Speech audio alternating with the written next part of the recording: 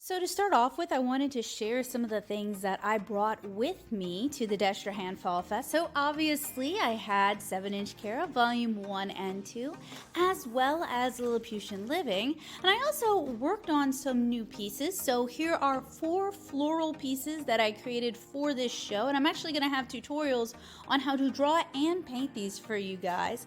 And then I spent a lot of time matting art that I've been working on for a while. So you guys might see some familiar faces here.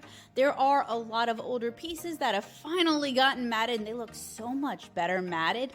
And there are also a lot of pieces that I worked on this year while we were living in Norco and in Destrehan that I finally got a chance to mat. So you guys might recognize some pieces that have been used for field tests and tutorials. And I have to say, if you have a kind of fraught relationship with your traditional art, matting it can really kind of help change it, because it kind of changes the perspective.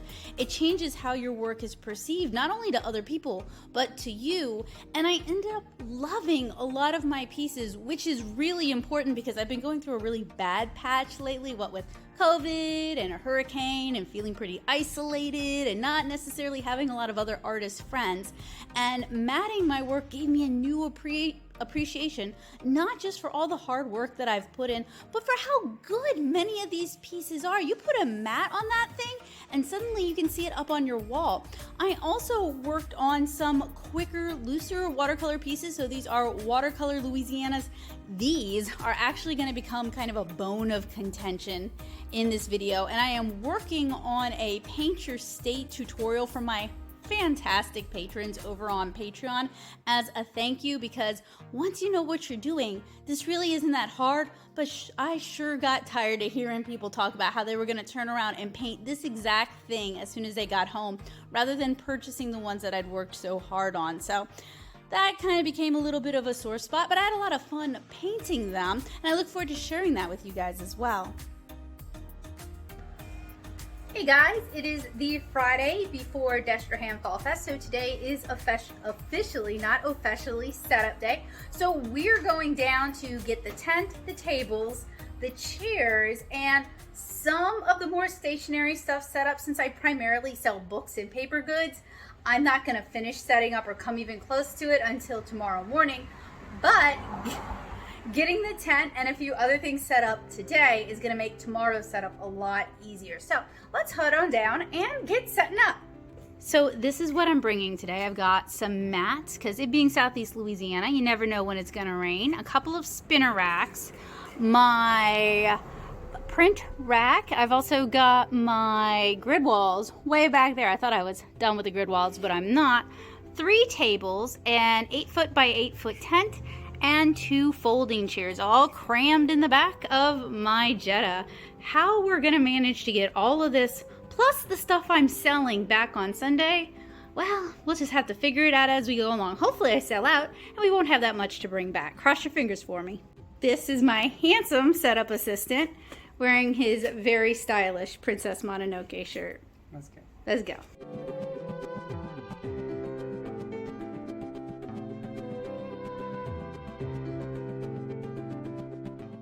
Okay, so there were no real setup instructions or parking instructions, so we just used our best guess. Certainly not going to be able to get this close when we're breaking down on Sunday.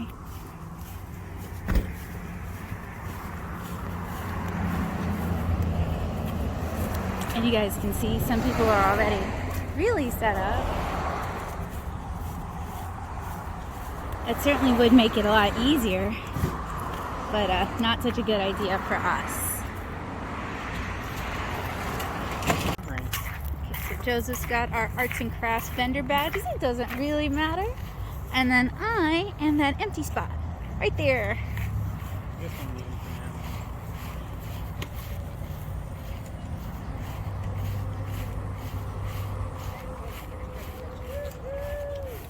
And this will be me.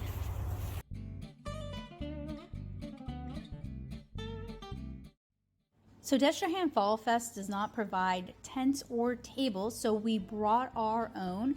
This is, I believe, an 8-foot by 8-foot tent. We also brought a 6-foot table and 2 4-foot tables, as well as a couple of folding beach chairs. So if you're doing this show, keep in mind that you're probably going to need to bring your own structure and tables. Although, honestly, we didn't have to have a tent. The weather was beautiful and a little bit more sunlight would have been very welcome. But this sort of tent is really handy to have if you're planning at tabling at outdoor shows.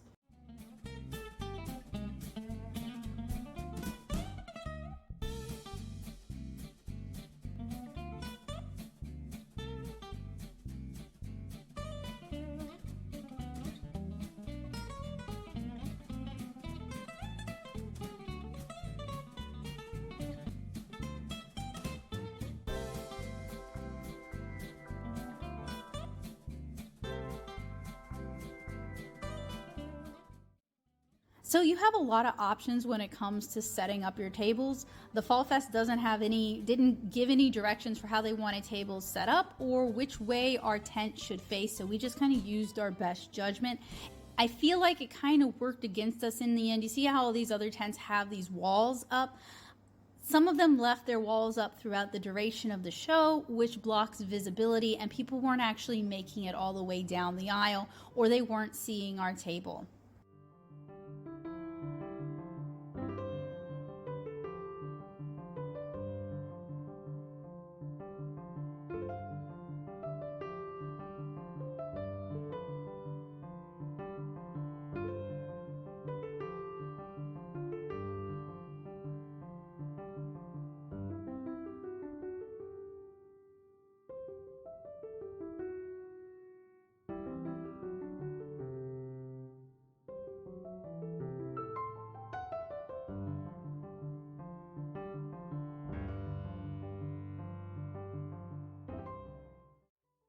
Now for the accursed grid wall. Retail grids would be really handy right now. I know you can find them on Amazon, but those are kind of overpriced, but I got a great lead for somebody local who sells retail grids, so I'm definitely going to be checking that out in the near future. One of the pros of these modular grids is that they are modular. You can kind of build anything that you can think of, but they are very, very, very much not sturdy, and the connectors are very finicky and they can be very prone to breaking. So I don't love the grid walls.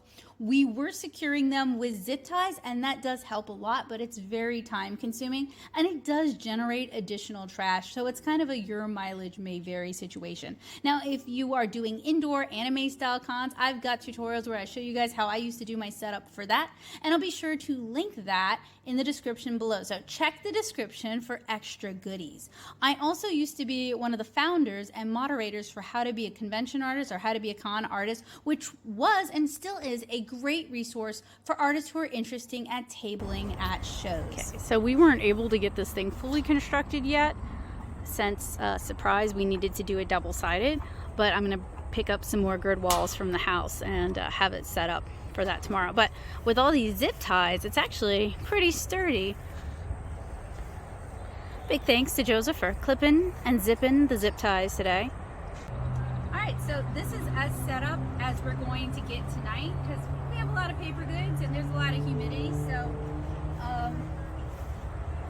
that's not bad progress though. Honestly, doing the grid walls, and I do need to finish up the grid walls because I don't have quite enough here with me. The grid walls are usually the most time consuming part of any setup, so hopefully tomorrow morning we can get the banner up and get everything out on the tables pretty quickly. So I'll see you guys bright and early tomorrow morning. Hey guys, good morning. We are up bright and early to go finish our setup at the Destrehan Fall Fest. As you guys can tell, I am not a morning person, but I did try to go to bed early last night so that I'd have as much energy as possible for today. So we've still got a lot of work ahead of us. Let's head on over to Destrehan and get set up. Hey guys, good morning. I am here at the Destrehan Fall Fest. It is a beautiful Saturday morning. The sky is blue. It is just crisp enough that people are coming out to check out this craft fair. So this is my first time tabling, but not my first time attending. And it's not my first time tabling at a craft fair either. So for Fall Fest, I brought a myriad of goodies since I have a little bit more space to stretch out. I've got loads of original watercolor art. All of them are one of a kind. I've got some beautiful watercolor comics set in St. Charles Parish. So you guys have probably heard about 7-Inch Kara, and if you haven't, I hope you guys will check it out at 7inchkara.com. I've also got some handmade mini comics and zines, and I'm teaching a class on making mini comics with the art squad this week, so I'm really looking forward to it. I'm really excited to talk about one of my favorite things, which is making comics. I've got some adorable postcards if you want to send a letter to someone you love.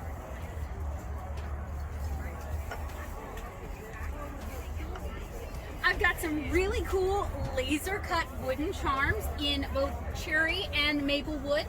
The ones that have a ring on the top can either be a key ring or a necklace. All the other ones are pin backs. I've got vinyl stickers. I've got something really cool that's new for the show. If you'd head over that way, I've got these watercolor Louisianas. Each of them is hand painted. Each one is one of a kind, made by me, of course. And they're available in 9x12, 10x14, and 12x16. And all of the 12x16s already come matted, so they're ready to frame. So I am really looking forward to this weekend. I'm super excited. It is a 2-day show, both on Saturday and on Sunday. Hopefully sales will go quite well. It's my first show since COVID, so I'm a little bit nervous.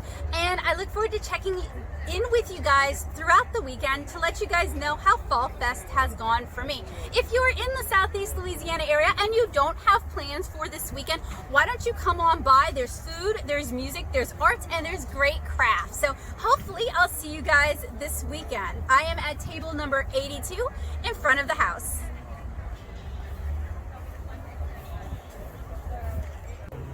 So one of the problems I noticed yesterday, and it's really apparent today, is that there is no flow for traffic. So people don't actually know which way to go.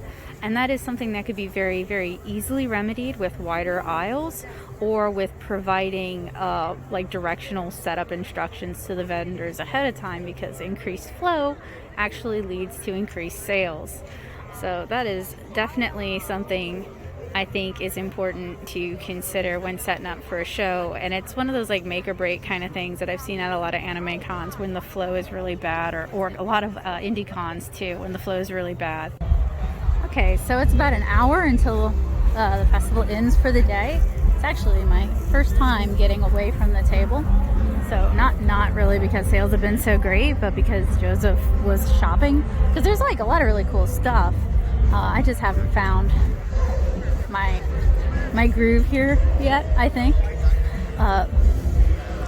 Wanted to give you guys kind of an idea of you know, what the setup's like out here and what people are selling, and also want to get a better idea for myself, because even though I came last year, I didn't really get much of a chance, I think, to get up and look at stuff.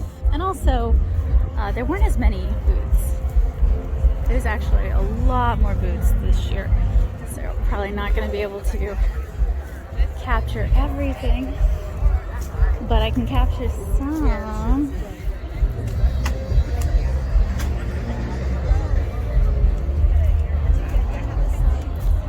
Oh, they have little libraries for sale. I want a bigger little library than that, though. I want to put art supplies in mine. So the yard signs are a very popular thing.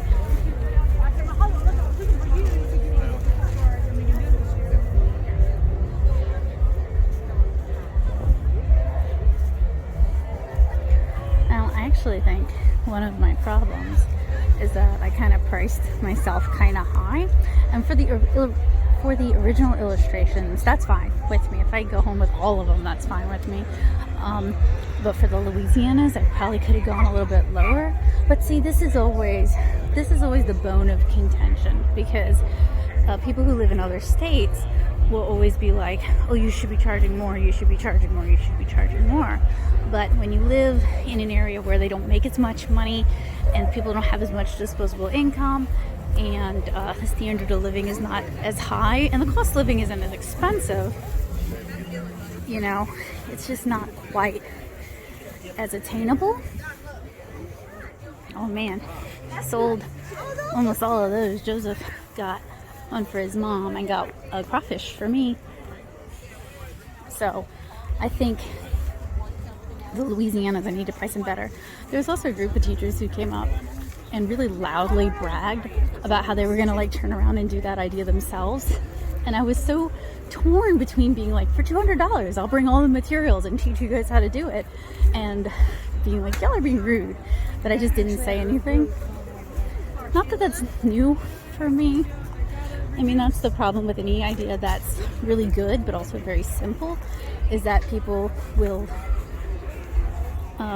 go home and emulate it, and that's fine. Actually, I'm going to release a class to my patrons on how to make watercolor states, because it's not a complicated thing. It's mostly like, if you have the materials, you can probably do it, but I think a lot of them probably don't necessarily have the materials. So what it would cost to get those materials, they could have bought it. Oh, they have a lot of really nice garden stuff. This is really cool. We probably did, right? I don't know. I keep tripping on them.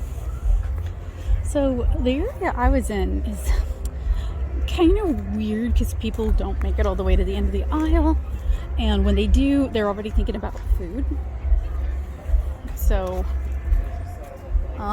that's definitely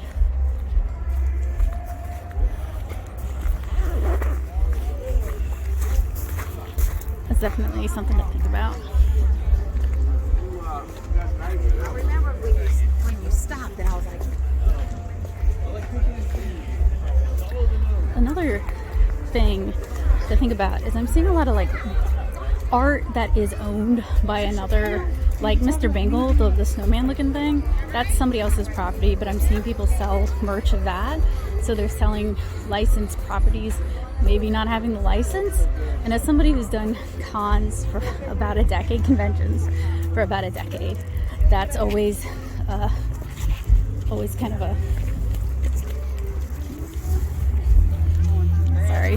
hit or miss sort of situation. We can walk towards the food, and I can get a copyright strike for the music, I guess, and make no money off of this. Anyway, licensed properties, it makes money, like, because there's recognition already built in. You are appealing to an existing audience, but dealing with the fallout of that, especially for places that are particularly litigious, that's just not. I decided a long time ago that I don't enjoy doing that kind of stuff. Like, I don't want to fight that fight.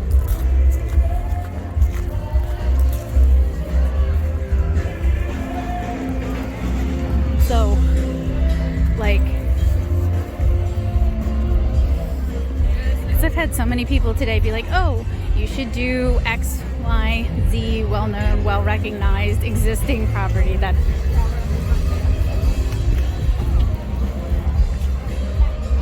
I don't have any rights to.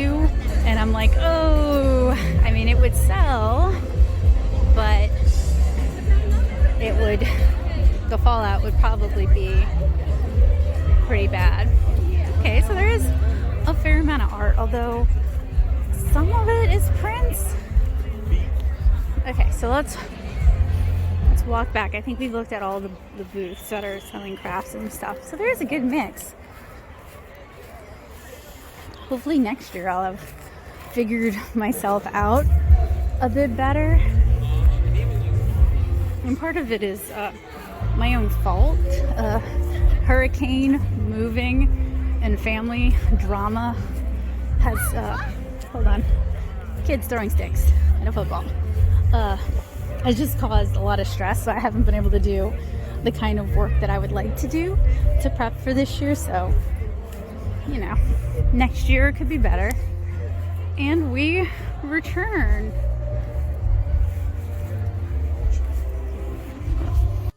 So how's sales been today? Pretty bad. Pretty bad? Yeah. I walked around and I did see a lot of art, but a lot of it was prints.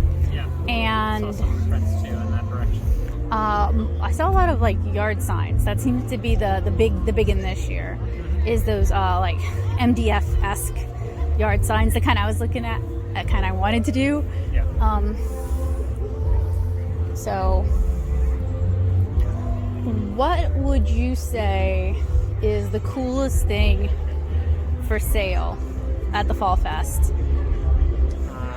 mean in general? Yeah, just in general. I've only seen maybe a sixth of the show. Yeah, I didn't like, because I was just showing YouTube what is generally for sale here. I didn't get all up and close and personal with anybody. They had some nice plant stuff. I think I saw too much of the plant stuff. Nothing. Maybe it's because I've been here before, but nothing like super impressed me. You like the birdhouses and the birds. That's true. Yeah, and he's almost sold out. I think he's got like 3 left. So I don't know if you walked by there, but that guy's birdhouses looked great, felt very Louisiana, and were incredibly cheap for what they are. I mean, we just spent, what, $230 or something on a birdhouse? Oh, yeah. The bigger one, the Purple Martin house. It's probably better materials. Those will probably last longer, but the one that we bought here will probably last at least half as long and was much cheaper and looks cuter. I am recording, yeah. I really want to like retool things quite a bit for tomorrow, at least as much as possible. I really need better signage for Kara if I'm going to do this show. I didn't see... I think maybe we should find the charm sign. That might pull people over and that might get people to buy. Yeah. So this is post 4. It's 4:17 on the first day. Everybody is either breaking down or mostly broken down. We're mostly broken down. Not so great today. Gonna change a few things up tonight, and hopefully tomorrow will be a better day. Hey guys, it is Sunday morning, so day 2 of Fall Fest. It's about 7:30. We're trying to get out earlier this morning because yesterday we were late, and setup was just so much harder for that. I ended up having an asthma attack hauling the stuff to our table in the cold weather, and nobody wants that. That is not the best way to get off on the right foot. So after some thought and some rest last night, I realized I am Boo Boo the Clown, and I forgot 2 of the most important things of setting up a table, whether it's a convention or a craft show. I forgot zoning, and I forgot to highlight my featured product, because even though I had a lot of originals, those weren't really meant to sell. I figured they weren't going to sell at the show. They were more meant to highlight what I wanted to sell, which is Kara and Lilliputian Living. So we're going to change some stuff up with the setup, and hopefully book sales will be a lot better today. So I am exhausted. It is cold, and doing shows outside in the cold is always really, really physically difficult and strenuous. So I'm gonna reserve my energy, and we're gonna go get set up. Okay, so it being Southeast Louisiana and it got cold last night, everything is wet, which is why we brought home almost everything, but like the tables are sopping wet, the chairs are sopping wet, even the banners are sopping wet. So if you're doing outdoor shows, this is definitely, especially if you're like a paper artist like myself, this is definitely something you're gonna want to keep in mind for your set. All right, so it is Sunday morning at the Fall Fest. It's a little bit slower because I think a lot of people are in church right now, and I'm hoping it'll pick up quite a bit after church. But anyway, we spent a really long time redoing the setup, and I'm much happier with it because we're actually reflecting principles of zoning, and we brought the big Kara banner, so hopefully that'll attract some different focus. So we've got the Louisiana zone with my watercolor Louisianas and my local flowers. We have our book zone with Lilliputian Living and Lilliputian Living illustrations, our own living Lilliputian Joseph, and then the 7-inch Kara zone with volume 1 and volume 2 and original art. And then we have kind of the cute stuff zone where we've got postcards, and we've got charms, and we've got stickers, and we've got mugs. So just trying to change things up a little bit. Now, one thing I definitely noticed, and I also reduced my prices on the Watercolor Louisianas a bit since they're a new product and I wasn't really sure how they would land.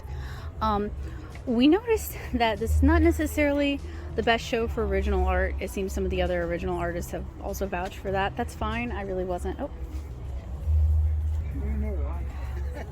I forgot what I was saying. So it doesn't really matter, but I am much happier with the setup as it is now. Alright, so it's Sunday and my brother is coming here to take over the table for a while so we can walk around and shop and talk to people. And the first batch of church is let out, so there's definitely a lot more people here. And this will kind of give you guys an idea of what the show looks like from this angle.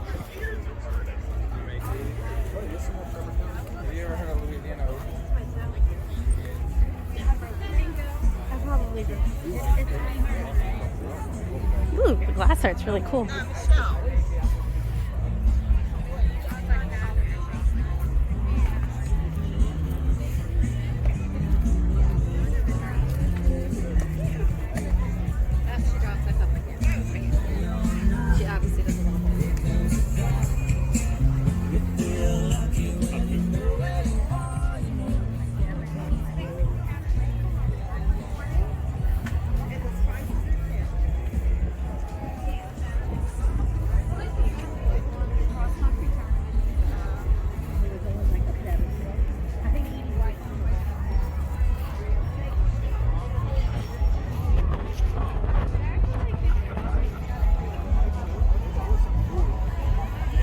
See, these spots closer to the entrance seem like they're pretty good.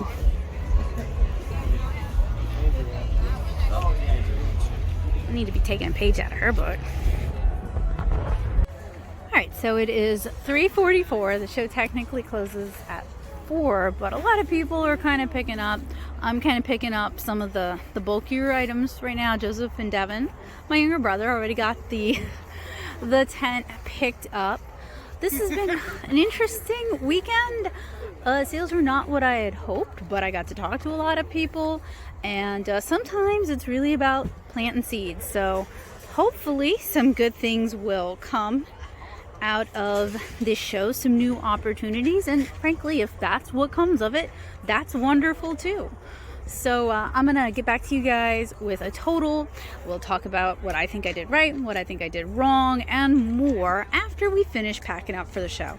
Okay, so we're driving back now from the Fall Fest. See, I'm not driving, Joseph's driving. We've got everything in this Jetta. A lot of people with big trucks were like, oh, you're not gonna get everything in the Jetta. We did. So my total sales were not good at all. It was $165 for the weekend, right? Did I say that, or was it? Yeah. Okay, yeah. It was $165 for the weekend, which is, for me, really bad. Minus trade. Yeah, I haven't taken, we did do some trades, and I'm not talking about those. So there's a lot of problems that I can't necessarily blame on the Fall Fest. Other vendors around us, I mean, to be fair, behind us was a honey vendor, and they always do really well because honey is delicious, and they also make really good skincare products, so, you know, they did really well. But the thing is, like, when we asked people, a lot of people said they were doing well. The thing is, people will say that unless you know them really well. So I kind of, some booths seem to do better than others. Honestly, a lot of the other art books booths would have people, and I'm not just talking about the ones we made friends with. Like, I'm always scoping out the other art booths. They seem to have a lot of people looking, but not a lot of people buying. So, and I kind of fall into that category. I think today's rearranged setup was a vast improvement over yesterday's. There are a lot of areas where I can and should improve. I would have sold more if I priced everything a lot lower, but I did that for 10 years at anime cons, and I felt like I was basically running myself to death trying to keep up with commissions and art pieces that I wasn't fairly valuing. So frankly, in terms of my illustrations, I'm fine with that price, and if people don't want to pay that price, that's fine with me too. No hard feelings. I got real tired of people talking about wanting to knock off the Louisiana piece in front of me. But that's not, I mean, when I did anime cons, and other anime con artists have probably heard something like this. Everybody thinks they can do it until they're doing it. Joseph suggested I make an art kit of like paint your state, and I really like that idea. So I think I'm going to do that in the future. And that way everybody who feels like they can make it themselves can actually make it themselves. I'm all about empowering other people to give art a try, as you guys know. And that way I get a little taste of the money, and they get the supplies they need to actually do the project, because it looks simple, and it is simple if you already have everything and you're really experienced with watercolor. And a lot of the people talking about knocking it off did not seem like they were really, it was never the experienced watercolor artist talking about knocking it off. On Sunday, book sales did improve. Would have liked to have seen really stronger book sales.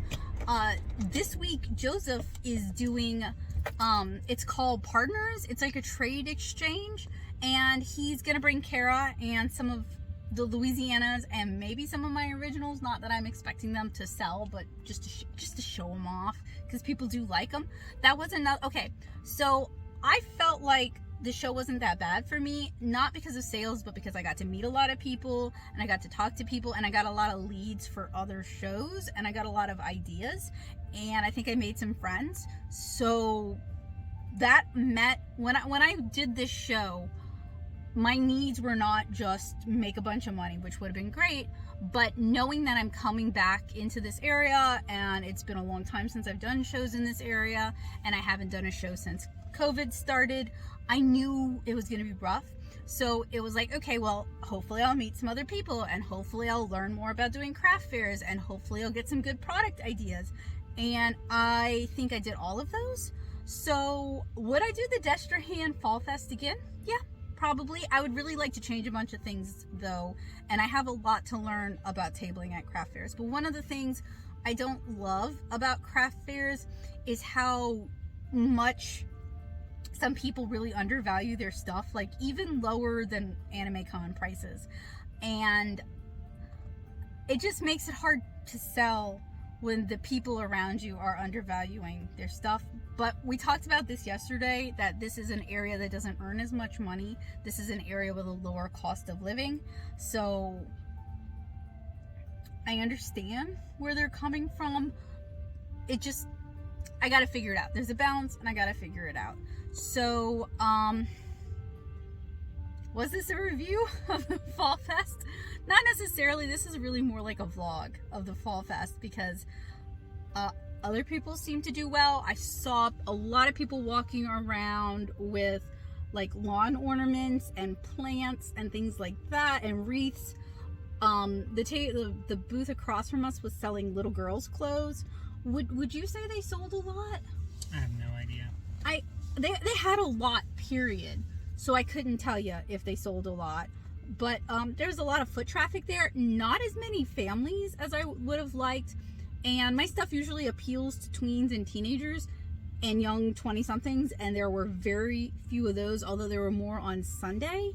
And arty older ladies tend to like my work. And while there were more of those on Sunday, there weren't that many on Saturday. So part of being a tabling artist, whether it's conventions or craft fairs, is building up that audience of people who always try to make it to shows you're at if they're in the area, who are always interested in seeing what you have that's new. So, you know, you always want to introduce something new or a new design or something, and it keeps people coming back.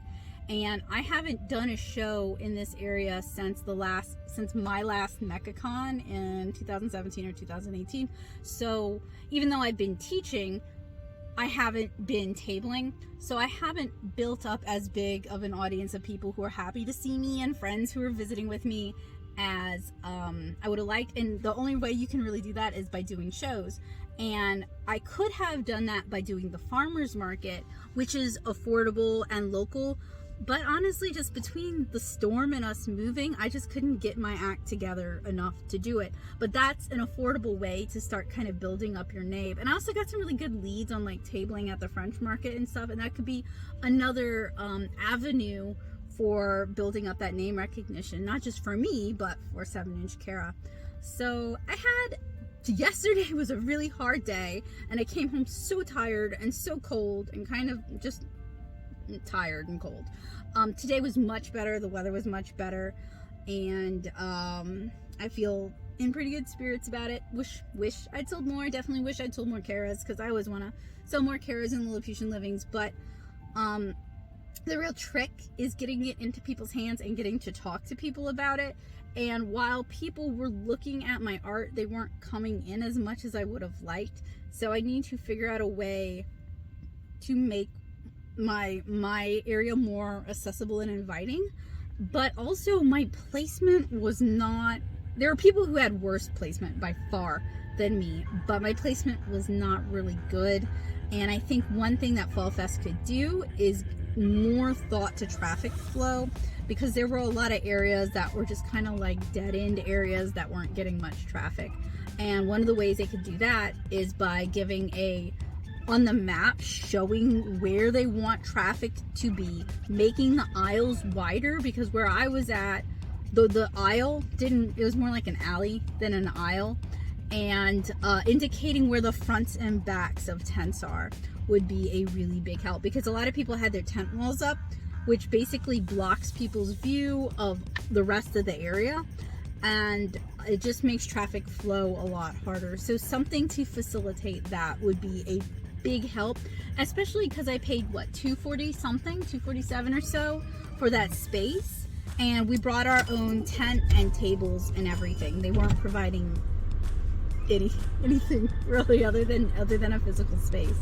So by that notion, that's one of the more expensive spots I've purchased outside of like Mocha Fest and ALA was free. I made art for them. Love ALA. SPX and Mocha Fest tend to be really expensive. I think mostly it's Mocha Fest is the really expensive one. Well, yeah, but Mocha was like $500, and then Ape was really expensive too. But Ape is a thing of the past. So that was our 2021 Destrehan Fall Fest, and that was my first time doing a craft fair, because I've done the Cherry Blossom Festival, which is just kind of like not a craft fair, it's a festival that has some people vending. Night market. Firefly. Man, and I have a video about the Firefly Fest. No, we did it its first year and it was terrible. We cannot say there weren't enough people this year, but I think foot traffic by our booth was not as good as a lot of people. So yeah, that's how I feel about the Destrehan Fall Fest. I like it well enough that I would try it again next year. I do think 200 something for a space with no tent and no table is a little high, but there are a lot of people selling there, so it's not like they're having any hardship filling the spaces, and with high demand comes higher prices. So yeah, I look forward to improving my craft fair setup, improving my signage, and getting some new product in, and hopefully doing better at my next show.